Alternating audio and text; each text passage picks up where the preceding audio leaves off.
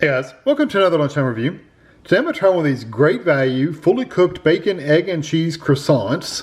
You get 4 sandwiches in the package. The whole thing is, you get 4 3.66 ounces, 103 gram sandwiches. The whole box is 14.64 ounces. So you get 4 of them. We bought these at Walmart. They were $3.48 for 4 sandwiches. I don't think that's too bad. Tyler sent me a comment saying that I hadn't tried these, so thank you very much for telling me.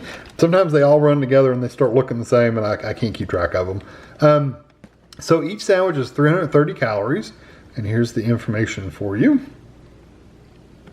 So directions, here's directions. There's 2 different methods, like a quick method where you just stick it in the microwave and heat it up for 1.5 minutes. And there's also the preferred method, which is a little bit better. Let me see if I can turn this up just a little bit more. There you go.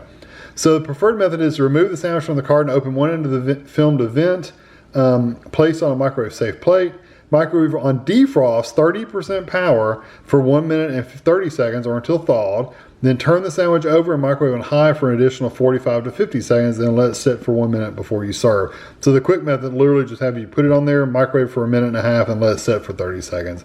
I would think that would make them a little dry and tough, so I'm not gonna do that. I'm gonna do the defrost method. It does have a pull tab on the top, which makes it nice. You don't have to cut your finger open trying to open it. So here is the sandwich, and what I'll do is I've got a paper plate I'll put it on, but basically just open one end of the plastic if you can grab a hold of it. And I'll probably cook it upside down to thaw it, to defrost it, and then when you flip it over to actually cook it, I'll turn it on the right side up. So I'll be back when it comes out of the microwave. All right, so here it is out of the microwave. I actually put it in for 130 to thaw it.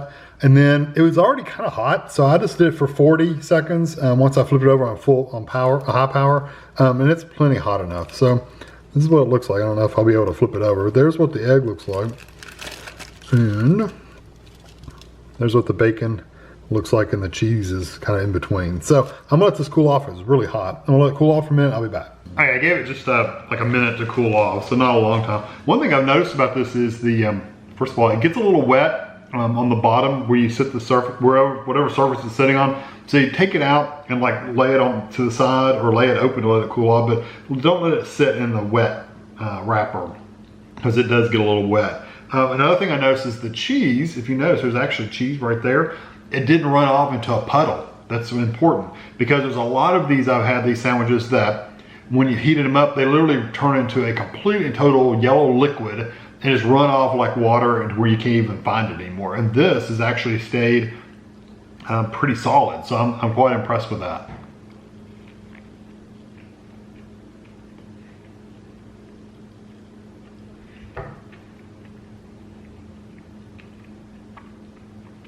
I'm glad I decided to only put it in for 40 seconds once I flipped it over.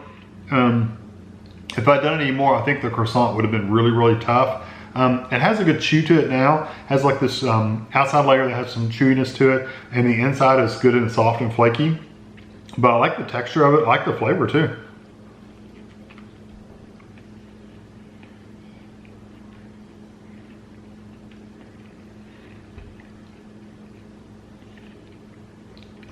Yeah, you really get the flavors of the bacon. Has a decent bacon flavor. It's not the strongest bacon flavor I've ever had, but it does have that little smoky bacon flavor. The egg is good. I really don't taste the cheese, but cheese is one of those things I very rarely taste anyway.